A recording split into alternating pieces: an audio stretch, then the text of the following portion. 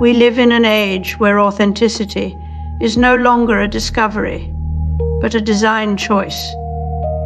Once, analog systems aged with us, letters yellowed, film degraded, voices cracked over time.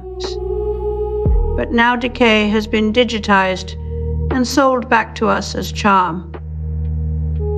Instagram filters add grain. AI voice generators cough and stammer. Text bots deliberately misspell words so they don't seem too clean. It's not just nostalgia we're faking.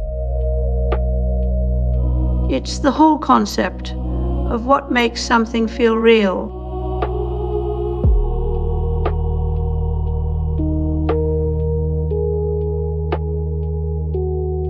The shift to digital media has transformed historical preservation, demanding new methodologies to authenticate, archive, and interpret ephemeral data.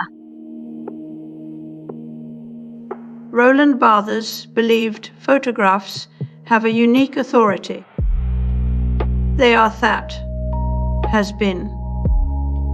A photo carries an unshakable sense of having once existed in space and time, untouched by the distortions of memory. It is both immediate and distant, a window into what once was. But this ontological certainty begins to unravel when digital systems can replicate or fabricate these same windows without physical basis.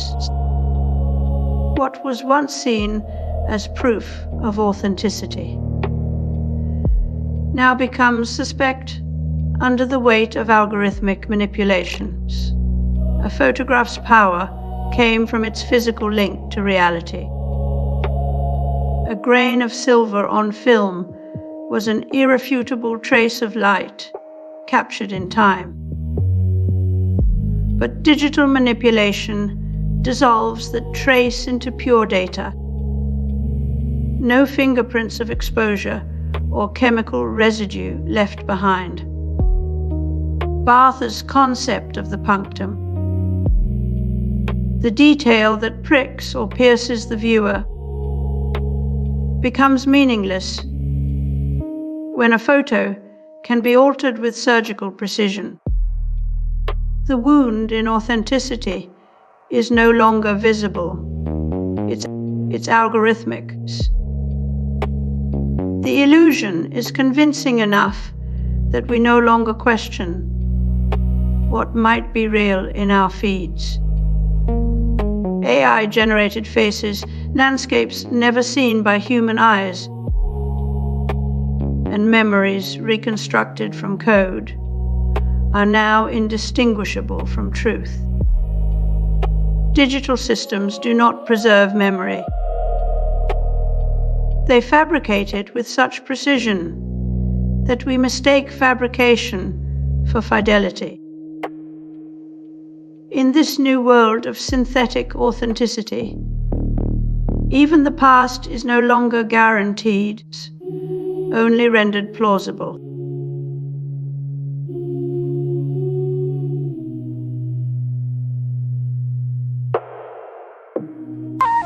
This electronic oscillation can then be shown. It forms a wave pattern. We have a strange relationship with fakery in digital spaces. At first, AI-generated video seems like an obvious lie. But then we refine it. Better skin textures, more natural hand gestures, even micro expressions that mimic human behavior. Soon the line blurs, and what looks real becomes the new standard of reality. The more convincing these forgeries become, the harder it gets to trust anything at all. Detection software evolves too. Algorithms trained to spot inconsistencies, blurred edges, mismatched shadows, unnatural eye movement, but the fakers adapt. They add new layers of obfuscation. Digital noise, simulated film grain, and even a glitch, effects that mimic analog decay. The war is no longer just about content, but about aesthetics. What looks human becomes code's next target. Meanwhile, real-world consequences are unfolding. AI, generated videos of politicians, have been used to distort public discourse and rewrite recent events. A clip that never existed can be shared millions of times before being debunked. By then, the damage is done. Trust in memory itself becomes eroded when we no longer know what is authentic.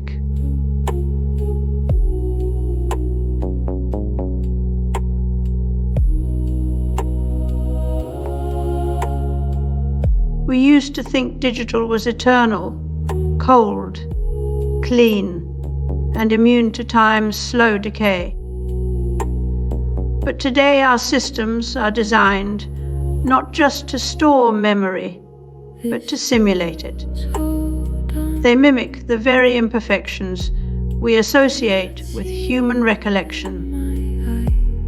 Grainy films, static on old records, even the gentle corruption of data that looks like forgetting. What was once a flaw in analog media is now a feature in digital ones, algorithmically added for emotional effect.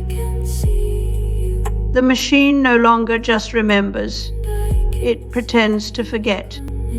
After the break, we hear someone describe how memory in machines was once about precision. But today it's about persuasion, about making data feel familiar so you trust it immediately. That is, unless you think too hard. Because what we're handed as a memory may never have existed outside of code and context. We are being sold a past that feels true, because it looks like the real thing. The illusion is not in the details, it's in the certainty. What this means is that memory itself has become commodified, no longer a passive inheritance. It's now manufactured and sold back to us in packages designed for emotional resonance. You don't just store old memories anymore. You curate them, simulate their degradation, and sell your past as content. The result: a world where nostalgia is algorithmic and authenticity is a brand.